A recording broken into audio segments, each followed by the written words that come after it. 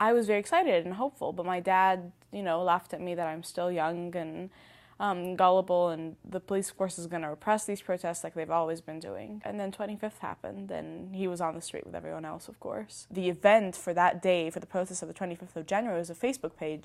We are Al Khaled Saeed, which was the young man who was tortured and killed in Alexandria. And that day, I found out that the Egyptians in the DC area were going to be protesting in front of the embassy. This was, if I remember correctly, this was in front of the embassy. People always joke like Obama's not peeking out of his Oval Room window.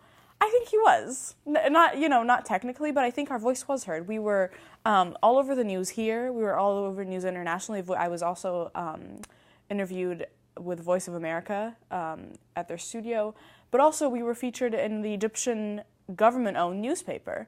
So that was another, more traditional media, but huge. That was huge for us because just we knew that we were heard. We were creating some sort of disturbance. We mainly depended on Facebook to contact people, kind of added all these people on Facebook and started from there to just let people know that the protests were happening. Facebook really kind of spread the word. There was this community that was sort of built, and it was because of the help of tools like Facebook and Twitter. It was also great in the sense that, I was always on Facebook, even at work, and my boss knew that, and she was fine with it. I just had Facebook open to the side in case something's happening.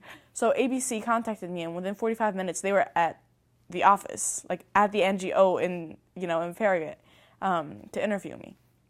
So that sort of ability to just, be in touch in seconds, just them being able to even find me, because, I'm no celebrity, so they wouldn't be able to contact me unless they just found me through their protest pages on Facebook.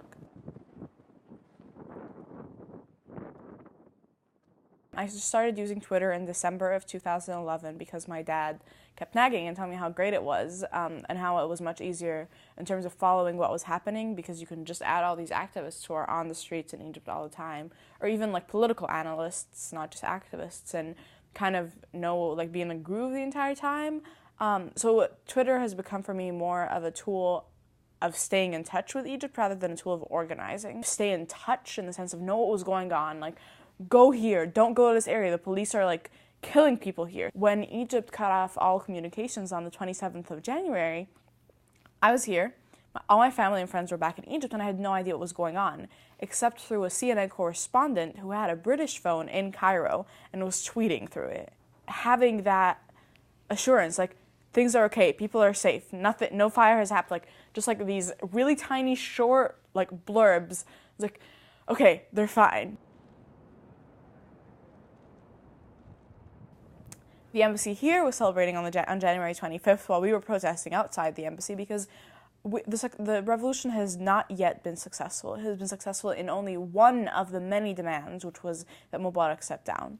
But we continue to protest, and we continue to use tools like Facebook and Twitter and just that sort of tool to reach out to people.